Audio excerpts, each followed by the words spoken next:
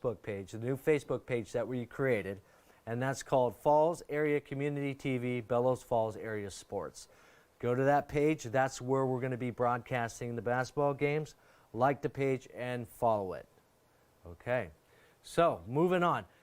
Now, as you know, as you're waiting for the meeting to come on, we cover a lot of meetings, so we can't put every meeting live on our Facebook page. So I know a lot of folks go to our Facebook page and they may be looking for a meeting. We just don't have the amount of pages.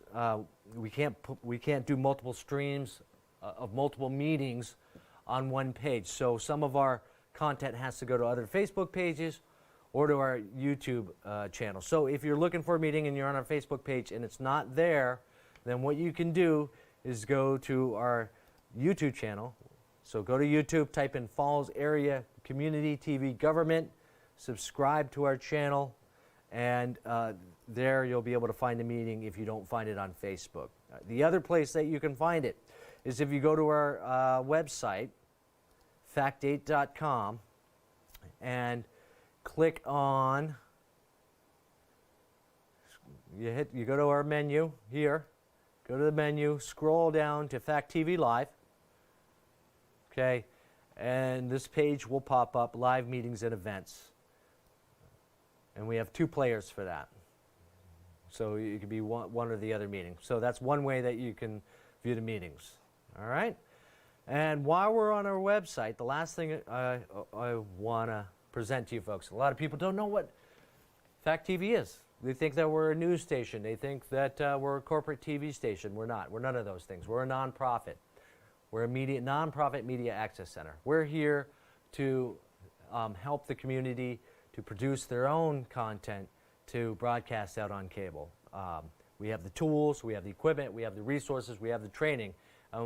We're here to provide that to you to be able to produce content for television. So, also, to provide the platforms. So, if you want to air your content, if you're already producing stuff on Facebook, if you already have a video, if you already post videos on social media, and you want to maybe reach a local audience, a wider audience, you can submit your video to us and we'll distribute it on our pages and we'll put it on cable.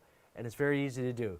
There's 3 ways that you can do that. First, you can either give me a call at 802-463-1613 and I can walk you over the phone how to do it. You can go to our website. This is the easiest way to do. Go to fact8.com. Here's our website. Click on the menu. Just like YouTube, just like Facebook, scroll on down, scroll, and to upload or submit your show. So, and then here you go. Just scroll on down, and then hit submit video. Okay, and then fill out the information, and you're good to go. Now, the last thing to do, the last thing I want to say, not to do, the last thing I want to say is, let's say you want to do a TV show. Let's say you've been doing it at home, and maybe it's too much work for you to do, or you don't have the internet speed. Whatever the reason is, you know, you want to be able to do it more consistently, and you don't want to have to worry about the technicalities of producing the show. Well, we have our own studio here at Fact TV for you to use. It's for everyone in the community to use. All you have to do is call us up and schedule a time, or go to our website and hit Studio Services. We'll be able to broadcast or stream your show out to any platform that you want, Facebook, YouTube, whatever, TikTok, whatever new platform comes out, we'll be able to stream that out, and you'll go on cable. So you can call us, 802-463-1613, or email me at alex@fact8.com, or go to our website, www.fact8.com, and click on Studio Services. So yeah, there you go. That's it for our Fact TV update. You guys have a good week.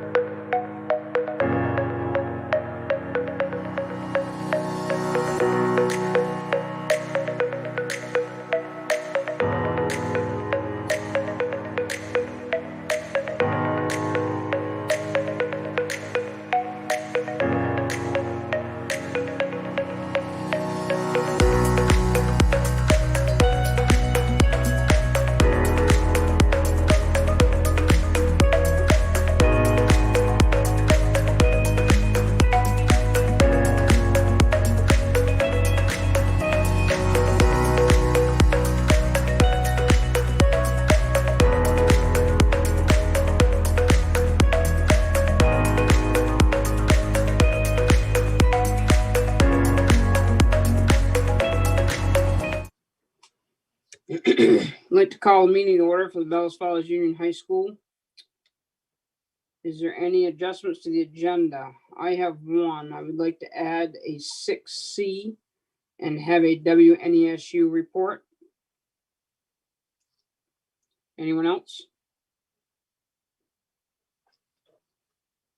Review and approve board minutes for January 11th. Does anybody have any changes they need on the minutes? Can I have a motion to approve the minutes? David has that motion to approve the minutes. Second. Margot, will you second that? Thank you.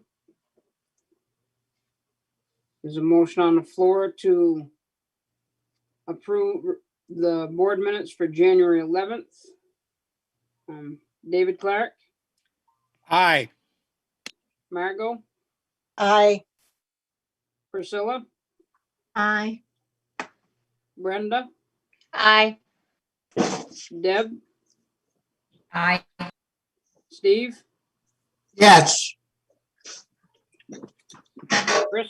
Did I miss anybody, Chris? I What? think I got him. You got Brenda, correct? I did. Yeah, you got everyone. Okay. The minutes are approved. Communication and public comments. I do not have anything in the chat right now. Okay.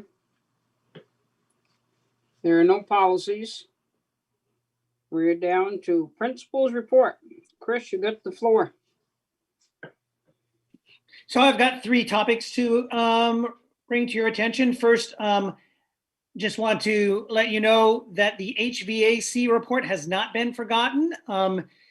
It is not yet ready for public consumption. And I say that because typically in these kinds of assessments, and I say these kinds, it happens also when we do our NEAC stuff. The people that come in and gather the information like to then pull together their draft of report and then talk with the folks at the school to make sure they've got their facts right. And we have gotten through that part of it, and then to go back and revise a few things because not all of their facts were right in terms of the operations of the system. So that's kind of the nuts and bolts of it. Hopefully by the next time we meet, we can hit the details of the report. But again, knowing that one of the primary purposes of this investigation, this project, was to assess the health and well-being of the air relative to COVID. What I will share with you is that after we took our hour and a half or so, Jim and I and the folks from ME Engineering to go over their draft, I needed to get a really basic sense for their assessment of the air in the building. And so I asked the two that we were talking with, based strictly on the quality of the air and the COVID-19 safety, would you send your students here, your own kids? And they said, absolutely. So that's the upside. They did spend a lot of time going into the details of the system beyond COVID-19. And so that's part of what is being addressed. But I will also say that in the time that they spent in the building, they were also impressed with just our overall approach to COVID-19 safety. So they commented on that as well. So that's what I've got so far, but that left me feeling somewhat comforted in the information that I had so far. Any questions on that little snippet? Okay. So the last meeting, or the last couple of meetings, the board authorized us to move to 4 days of in-person instruction sometime between the end of the February break, and this is the week before February break, and next week will be on February break. Sometime between the end of February break and the beginning of the fourth quarter, based upon a wide range of things that we assessed, of course, not the least of which is the current state of COVID-19 within the state and locally. It is our current plan to move to 4 days of in-person instruction the second week after we get back. My experience with these kinds of transitions is that they aren't always smooth if you do them right after a week's vacation. And additionally, the second week after we get back is a slightly shorter week. Those are also better times to do transition. It's the week that we have town meeting day off. So all of those things considered and other things considered, that's what we are targeting for 4 days of everyone back in the building, not including those folks who have already been approved for a fully remote semester. So questions there? Chris, do you have some folks that have just decided they want to be remote, or? Oh yeah, we've got about 30 students who are full remote, thereabouts, last time I checked. So, but it's not just about us being accommodating. We are a very accommodating bunch, but for most of those programs, they are really not designed to be done in the building. You know, they involve some VTVLC classes, some other online instruction. And so it doesn't really make any sense to make any kind of transition for those folks back into the building. Mm-hmm. Margot? So when you say fully remote, is that the students who are in the VCL, those Well, initials? so they have VTVLC classes. VTVLC has established at the beginning of the year this program for fully remote, but our approach to that was not to enroll students in their program. It was more to enroll them in individual VTVLC classes and other online options in more of a buffet style, a menu style, instead of just sending them all to VTVLC and we'll see you when they're done. We still maintain kind of an active oversight of their education and haven't really just handed them off to VTVLC. But I would say there's probably not a single one of those kids that doesn't have at least one or more VTVLC classes.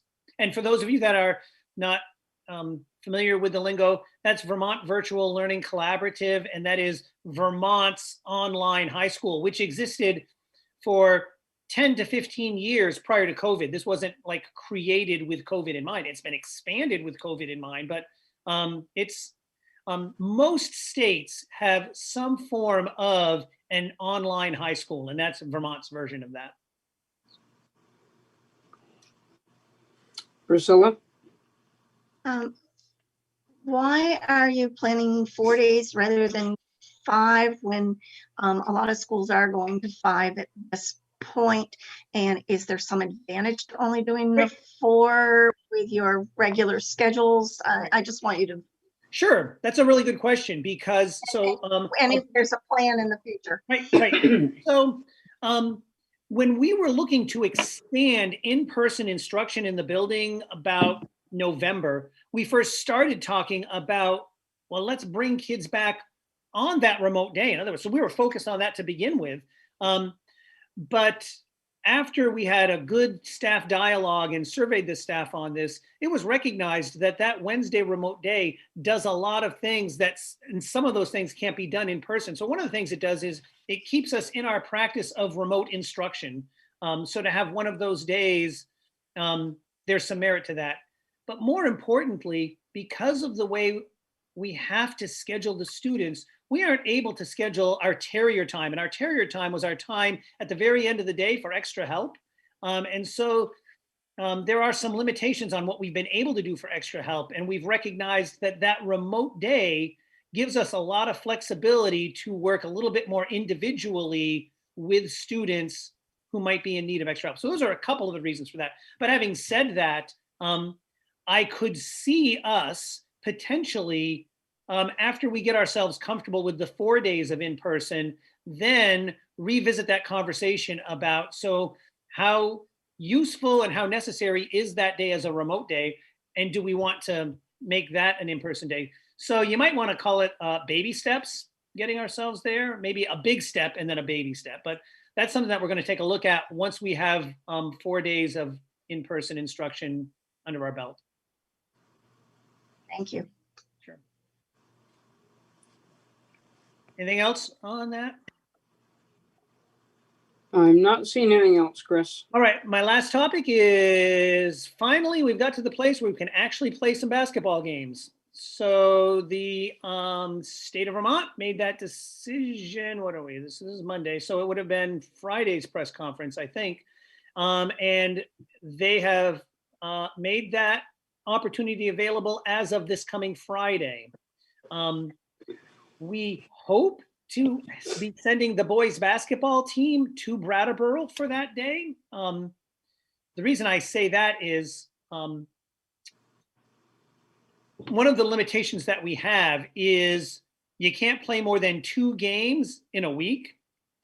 We have a game. That game for Friday was not originally scheduled.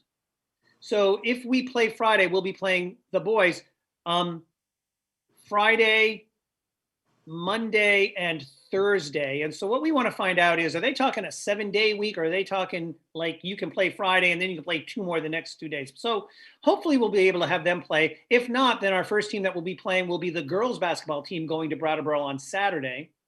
And then we'll have a home game on Monday. And again, just as a reminder, those limitations include no fans in the stands. So it's going to be really interesting to be at a basketball game and hear predominantly the players talking, the squeaking of the shoes, and the bouncing of the basketball. So that'll be different, but we are all set up for streaming. We practiced our new streaming system and our collaboration with Fact TV a couple of weeks ago, and used that to tweak it a little bit, but I think we're going to be able to take the show online, you might say, come Monday. So, Chris, can you tell us how to get on to that? I can't right now, but we will get that word out. I suspect the easiest way is going to be to access Fact TV online. That's what I think is. So when we practiced it, we actually created a list of ways. We expect that you're going to be able to access it on the BFHUS website, and we expect that you're going to be able to access it on Fact TV. And there were maybe 1 or 2 other ways to access it. And what we did was we did a girls basketball scrimmage, and we sent that information out just to the families because this was a test bed for us. We didn't really want the whole world trying to we needed it in a controlled way. And so we got to play with it a little bit that way, but we will absolutely get the word out to the general public. And this whole season, there will not be pay-per-view. It's going to be free. It's always going to be free, but so unless we get really good, and then maybe we charge people for it. But anyhow, we will get the word out to folks on how to access that. But if I don't get back to you, Fact TV, Monday evening, you should be able to get onto that. Okay, thank you. That's all I got. Thank you. Flora, I think it's all you now. Finance. Hi. So I did send out today the audit draft that we got from the auditors. So I am still waiting on the management letter that is gonna have the best practices and items that they found, and as well as the recommendations as what we need to review. And that as well will be addressing how to help to make the district better. So once I get that out, then maybe we could just review at the next meeting we have. I'm still waiting for them to give us Union Elementary, which will be the last district pending that they have. So I guess once they finish with the Union Elementary, then they'll just give management letters for all of the schools. Other than that, we've been working on everything that has to do with taxes, submitting information and documents to the state, submitting our drafts as well to the state, and different aspects of payroll, organizing benefits as well, the changes for the new year, W-2s. So everything that is revolving the financial right now is taxes for us. Okay, does anybody have any questions for Flora?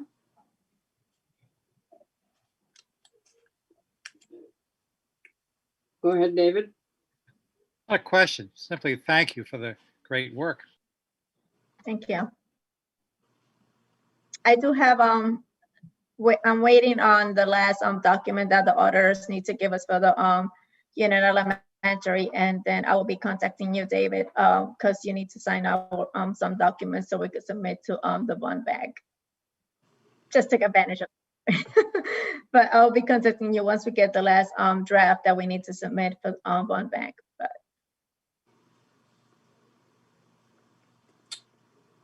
I think you got off, whoop, I was gonna say you got off really easy for her, but go ahead, Priscilla. Yeah, it hasn't been, but I had thought these were going to be done in the fall, so I know this is not, Flora's fault, but if we could encourage them to maybe speed things up a little bit in the future, it would be really helpful, because we really need those before we do our budgets, not after we've done our budgets.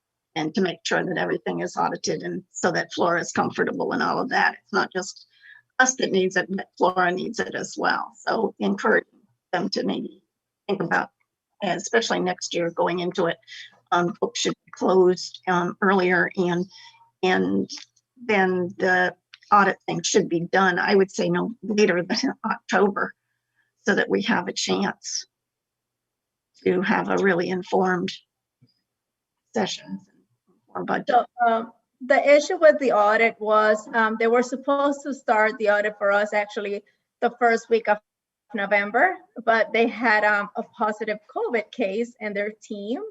So they had to put everything on hold. They had to quarantine. We were supposed to get 4 of them to come in and audit us. We end up only getting 2 of them. They were supposed to be with us at least a full week, but because of everything that was going on with COVID and their team, they actually had to split their time between us in another district. So it's just, it hasn't been a normal year, I guess, for anybody. And honestly, after they mentioned the whole COVID case, we all were really skeptical. We kept them downstairs in Chris' office. But they've done pretty well. They did mention that this year their audit was actually, they finished it sooner than what they have done in previous year. So at least that is good. And we did mention to them already that hopefully we could start this following audit sooner than the one that we just had. But as well in the business office, we have a different team. We are more organized. We know already what their need. It was a challenge as well to start looking into somebody else's work, gathering information for them, especially because the previous year, everything was a challenge. They couldn't get all the documents they needed. Things were missing. So honestly, we did amazing picking up everybody else's pieces. Hopefully the following audit actually will be a better transition as us having already everything that they want. We are saving already files. We're going paperless in the office. We're scanning a lot of documents, everything for employees, we're scanning those ones as well. So it will be an easier audit, having everything uploaded already instead of, trying to look into somebody else's files to put all that information together. A lot of the accounts that we had were split, in different banks instead of having everything under just one entity. That's something that we consolidated as well. That was mentioned in previous audits, but it wasn't taken care of. So we did that as well. So like getting, for example, bank statements, instead of having 2 to 3 different banks, now we just have 1 or 2. Same thing, with student activities, accounts information, putting a lot of things together for them. Now we have 1 person that will be dedicated to that process as well to simplify it for next year. So it was a lot. COVID, new staff, trying to, gather information. So, but even with all those challenges, we at least accomplished the fact that at this point, they're just missing Union Elementary, which it should be done by next week, hopefully. It strikes again. Chris Pratt, did you have your hand up? Yeah, thank you, Molly. I just wanted to add that, we early on, we asked the auditors, when we get started on this next round of audits, I proposed to them that I'd like to have the audits done starting July 1, after July 1. There's no reason to do audits the same time we're trying to get budgets done. So we're really going to push to see if we can get audits done in the summertime. So by the time budget rolls around, all the stuff that goes with audits and all the work that is tied to it isn't going to interfere with our budgets, and we have the information we need to make better decisions.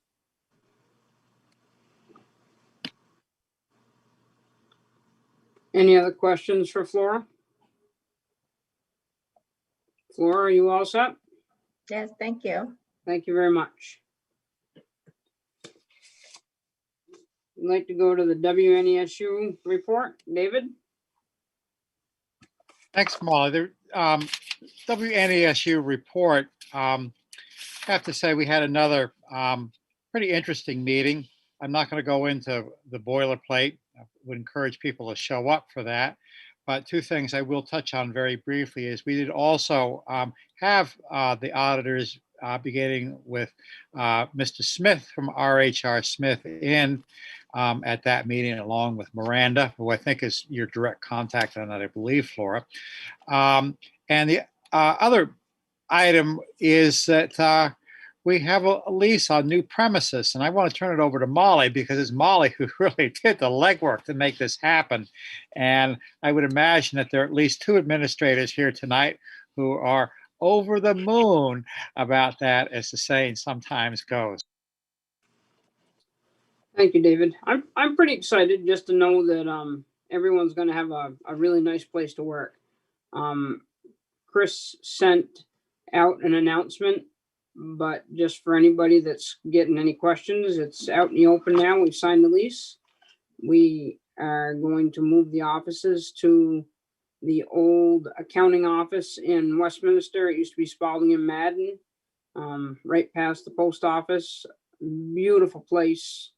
I haven't been over. The owners are begging me to come over before we get moved in so they can show me everything they've done, because they're pretty happy about, us going in there and knowing that they've got good tenants, and we had some things we wanted to do and there was no problem. They've put new windows in and new carpeting in and painted and cleaned, and when we went in there, we thought it was pretty nice just the way it was. So, but they've made it really nice for the SU office to move in there and just be in a really easily to work in. You're able to see all the offices. You're not, in 3 different floors and down hallways. It's a pretty nice place.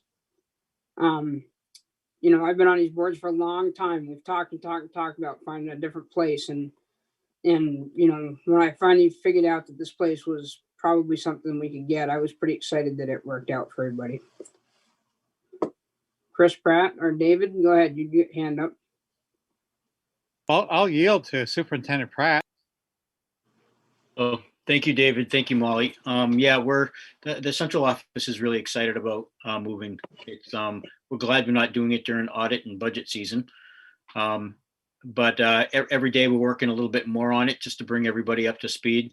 As of today, the movers will start moving us next week on Tuesday, I think. Wednesday, Thursday, and Friday, we have that time. We're not anticipating that there's going to be any disruption to the regular flow of work because we are doing it over the February break. Like I said, the night that we were asking the board to approve this lease is that we have ESSA grant money that we're using to pay for our moving costs and some of the other stuff that goes along with it, because we are moving to a building that has actually, a ventilation system, which we don't currently have now in the current space. So we're very excited about the move. We appreciate the board approving it. And we look forward to when COVID is over so we can get people in there to really take a look at the space. I'll take some pictures once we're all moved in to show everyone and share everyone, maybe just do a virtual walkthrough. But Molly's right. They've done a lot of work. They've painted, they've repainted and touched up all the walls in both of the buildings, the main building and the smaller building. They put in a new bathroom in the smaller building, new carpets. They pretty much recarpeted the whole entire main office building. Paint, they put, rearranged some locks on the doors. They've done a lot of work. It looks fantastic, and we're looking forward to getting in there. David? I just want to make it abundantly clear, if it weren't for that old farm girl, Molly Bannock, taking the bull by the horns on this, we wouldn't be doing this now. I cannot, I hate to do this to you, Molly, but I really have to point out, if it hadn't been for Molly's perseverance, we'd still be looking and talking and not doing much, but that's why it happened. Thank you. Anybody got any questions? Okay. So, where we at? Any unfinished business? Well, Flora had her hand up for a Oh, question. Flora? Yes, Flora. So just to let you guys know, on the moving dates, I will have my staff available if you guys need anything for the anybody in the SU. It's my cell phone is there as well, so you could contact my cell phone, and any of my staff will be answering the any calls that you guys need, and we will be still connected remote. So we just split the office so that way our office wouldn't have any impact, and you know, you guys could go through and anything contact, even if it is Chris that you guys need and he's not available, you could just let any of my staff know, and we'll be able to reach anybody. Thank you. I don't think there's any unfinished business. We have new business. And we've already done this once, but shame on me, we didn't have a quorum. So Chris, would you like to speak to new Actually, business? no, yeah, this is actually new. The one we did before was last year's $2,500 I wondered donation, what, which was you as a board decided for all the right reasons that that money should go to the Booster Club. So that was last year's okay, check. so this is a new one. This is a new one, yes. Perfect. So, and I'll read the letter. And by the way, for those of you that are wondering, you have a policy that says if we have a donation greater than $1,000, that you folks have to accept it officially through a board action. There's a very brief letter that goes along with this. It's from Salman and Nostrin. Dear Chris, our office represents Vermont Ben Wynn Charities Incorporated. Enclosed, please find our client's check in the amount of $5,000 payable to the Bellows Falls Union High School, representing its contribution in support of sports activities. And it's signed by your friend and mine, former board member and soccer coach, Larry G. Slayson. So, so what we would need is a board motion. I will say, by the way, that in the past, I have asked the board to set this aside in a reserve fund so that we can use it in future years if necessary. But we already have a target for this, what I like to call the new scoreboard. And it's new because it went up when I started coaching. And so that was a long time ago, but died on us. And we got 20 years of good use out of that scoreboard for baseball. And we need to replace that. So that's our plan for the use of this money for this year, is to get a new baseball scoreboard. So yes, it would take a board motion to accept those funds. Margot, I think you just made that motion. I did. And can I just add a thank you to the Ben Wynn Charities as part of that Thank for their you. generous gift? I'll second it. Thank you, Priscilla. There's a motion to accept the $5,000 from Win Bin Charities. Is there any discussion? Okay, David, how do you vote? Yes. Steve? Has he left me? Aye. Thank you. Deb? Aye. Priscilla? Aye. Brenda? Aye. And Margot? Aye. Thank you. Motion's Thank you. passed. We do not have an executive session. Director's comments. David? I have two comments, Molly. First comment is that every February, an event rolls around. I think this year it's on Valentine's Day. Is that possible? Which is the closing for the offer of limited high school choice. We typically have an out migration that goes to Green Mountain for some Grafton kids, and Athens kids tend to go to Leland and Gray. I do think that we need to let the community know that these opportunities are available, even though the best opportunity of all is right here at Bellows Falls Union High School. And it's not so much that item that I'm actually bringing up here, Molly. It's that I'd like to point out that there are, perhaps at some point, we will start generating an annual calendar for the WNESU. So stuff like this can be addressed in what I would refer to as timely fashion. It's my first item, Molly. My second item is that even though there are at least 2 members of this board who I told we were going to close the superintendent's evaluation a week ago, that's not the case. As of last Thursday, I had a total of 4 responses. I have now 12. All Rockingham board has responded, which I appreciate. And it's my intent to try to round up the stragglers and get their evaluation. And I'm one of them. Okay, but I intend to round up the stragglers, try to get 100% participation. I've asked Lynn Carey to see if we can get an executive committee meeting going either for next Wednesday or for the Tuesday immediately preceding the WNESU meeting. She'll get out a doodle poll on that. So the executive committee can just do a quick check over and be prepared to transmit those results at the WNESU meeting, which is on the 24th, I believe.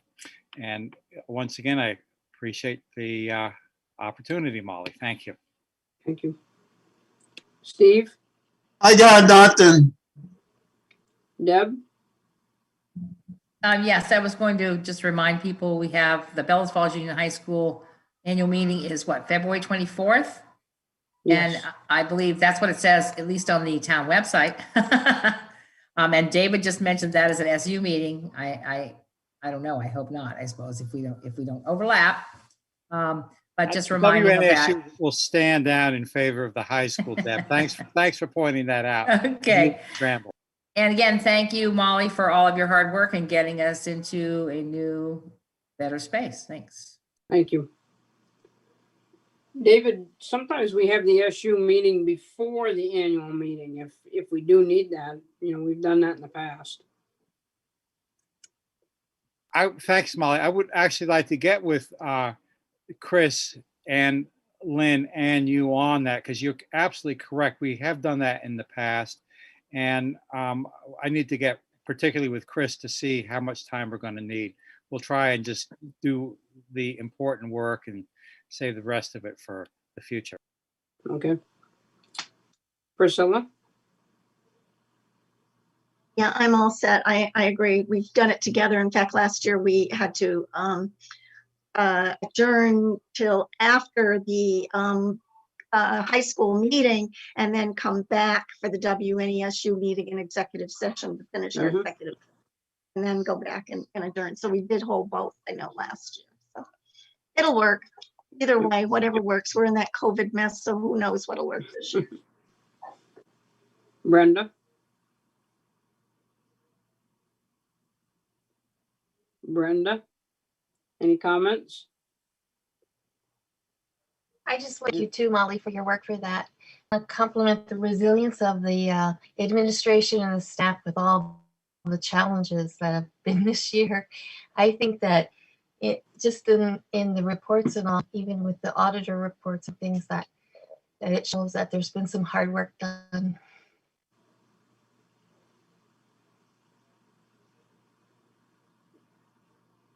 I lost you.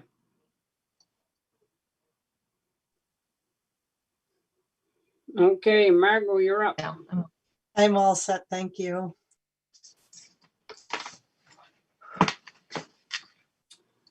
Okay. We are all set.